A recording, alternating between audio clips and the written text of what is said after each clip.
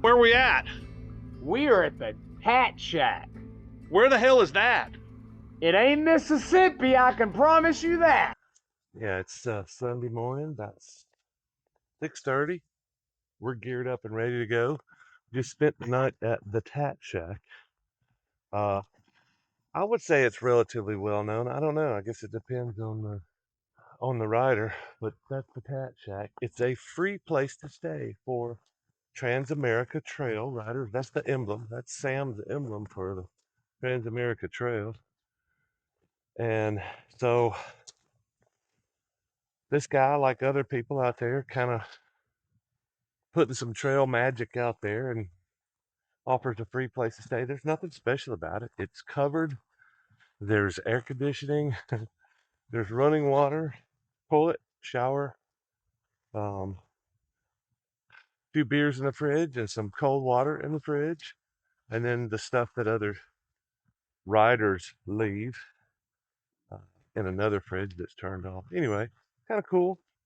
I mean, if you're a weary traveler and you need to be indoors for whatever reason, whether you're struggling, you need to do some repairs, this is a good place to stop. I know I've been out there on the road and needed something, if not just shelter for the night. But I would think that most people that are out camping like us, supposedly camping, we haven't camped a single night yet. Day 4, and we haven't camped a single night. But yeah, I'll take shelter like this any day. Floor space is better than putting up a tent and sleeping on the floor, which is the ground, the hard ground most of the time, or something's going to poke up through your bedding or your bedroll or your air mattress. We're loaded up, we're packed up, and Richard is getting geared up. And I would say we're probably going to be out in 10 minutes. Thank you, Tat Shack. I can honestly say that our free night at the Tat Shack was much more comfortable than that shithole that we stayed at for $70 a night in Mississippi. I don't think I'll soon forget that place. But it was good to be back on the road in the cool air, but that was not for long. Well, I mean, it's we're trying to stick to the trail too. That's the other problem.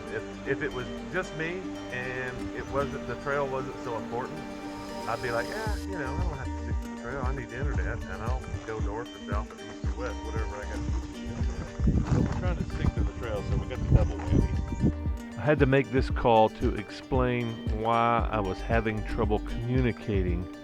At first I thought it was the remoteness and the distance away from the towers, but I soon found out that all my comm problems were due to my crappy carrier Visible, which is still the best fit for me, but they don't always have internet or even phone service and texting, as I was soon to find out on this trip.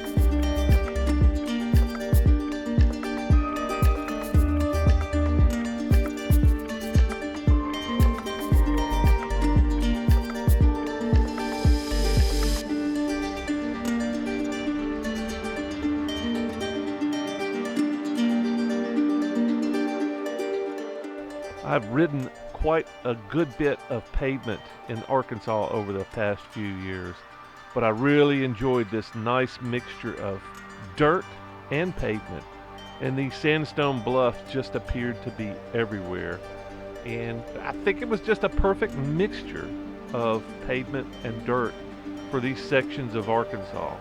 I think they were all tied together really well.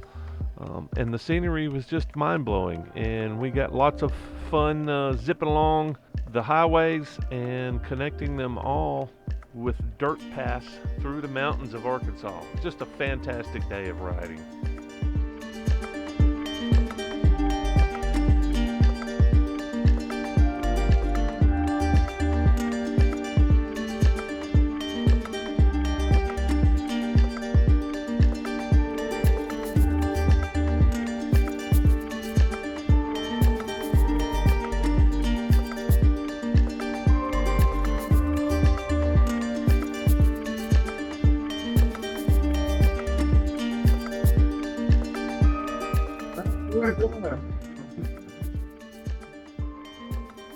I'm looking at the camera.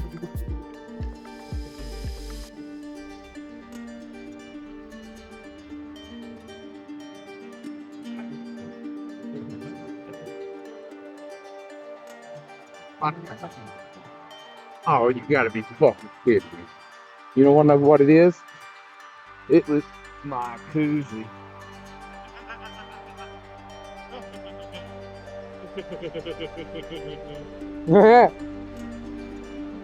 I've only dropped one koozie. At least But you I- saw it. I didn't even see mine. Well, it was in my pouch and it blew up in front of me. Ah, That guy's probably laughing at us. yeah, probably. Probably.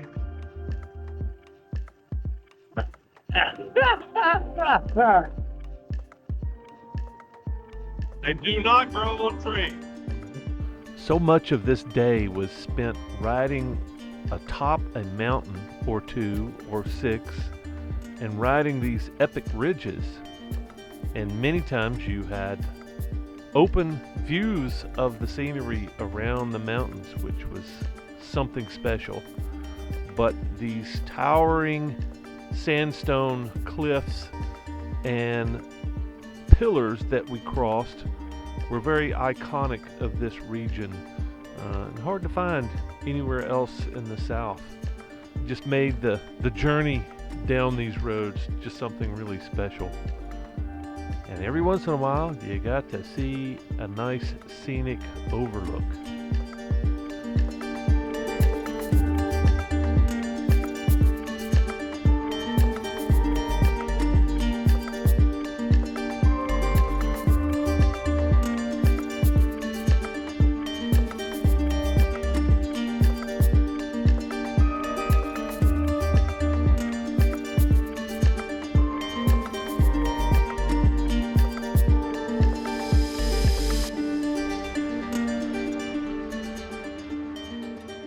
We eventually came to a turn, yet another turn that we missed and had to double back on. A very technical part of Arkansas known as Warloop Road. I think this road gives many people a tightening in their sphincter when thinking about riding this. But I wanted to give you a little bit of a taste of the most technical sections. Always be recording.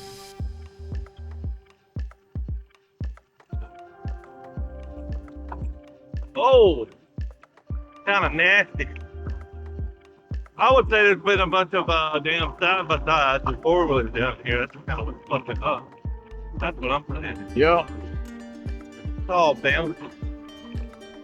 This may be the ruggedest part we've been on the Oh, town yeah. yet. I'm trying to think of something comparable like North Carolina or Tennessee. Rugged just does not come to mind. I know there's a lot of fucking uphills and downhills, loose rocks and shit. The legendary downhill section. Yes. The elusive. Oh my gosh. Where do I go? So this is just maybe putting your fucking outriggers out, which is going to be hard for you. I haven't seen anything you can't use your front brakes on yet, though. Yep.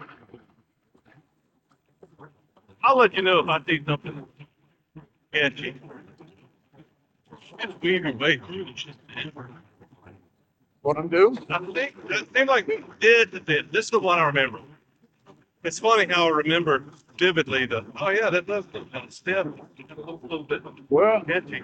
But maybe this is not even it. All right, that was a little bit, I'm just staying up high, man. That's all I'm doing. How you doing back there? You're doing fine, man. I'm perfect. I think maybe the water adds something to it. If it's if it's wet, maybe that adds something to it. I'm gonna go check out this left hand side. Yeah, oh shit, man, it's a fucking golf course over here on the left. All right, a little bit rocky. Gonna want to take you down a little bit faster than probably you want to go, but Well, I got I'm back brake. staying right And I'm just staying up here until I come down here. And okay, now we got the big fucking stone. Oh yeah, all right. Yeah, this is starting to get kind of nasty. I would say just slow it down and maybe just ease on through the fucking bowling balls here. Because these will definitely throw you off your line. If nothing else, they're very unnerving, but I haven't seen anything that's not doable. I mean, bring your fucking GF, bring your beach bronze. Just take your time.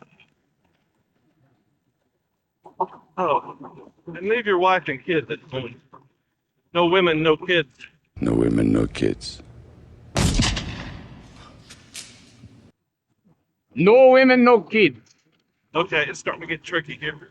All right. Time to kick in with the clutch. Little I'm gonna clutch have action. to let you go down. I think it's the part you need to keep looking to the left. Looking to the left or riding to the left? I don't know where that ledge is if you're gonna need to take. Yeah, that's the. All right, now there's a bunch of steps here. The next 100 yards is probably the most technical section of this technical section in Arkansas, Warloop Road. I made a separate video about this section with a good solid tip on how to ride it. I will link to that video in the description on the end screens too. And this section that I'm riding down here is actually below the broken concrete section, but it's still rather technical. It doesn't look like that big of a deal, and on a dirt bike, not loaded down, this is not really anything difficult, just a little bit technical. Yeah, it's not bad, man. You probably won't have a hard time on this at all. Just these fucking little baseballs and shit in here that will fuck you up. It may sound like I'm trying to make a big deal out of this downhill section, and it may not look that dramatic, but bottom line is the heavier you are, the more load you have on it, the harder it is to navigate. And little bitty rocks can throw you off your line and off a cliff. Coming to your right. That I'm would pretty work, sure that's man. the worst of it. I'm almost positive it would ends work. right forward. I'm sure it is, dude.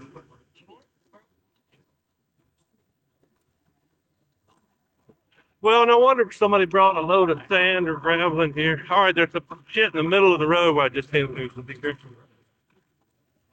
Big stone that doesn't look like it's there and dig it, but no. All right, we kicked the Oklahoma. fuck out of Warloop, so what's next?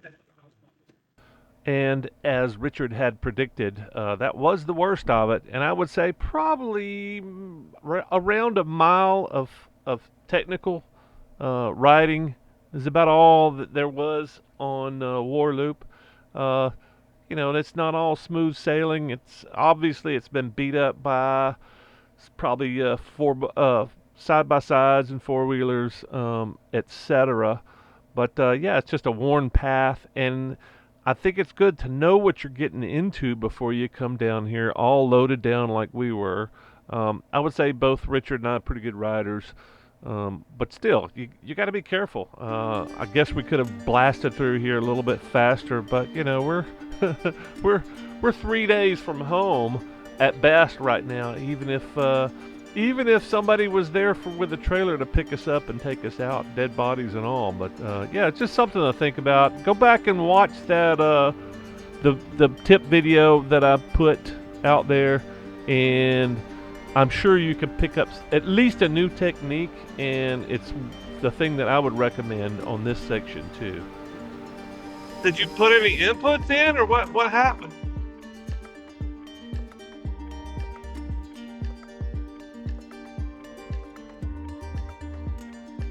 Ah.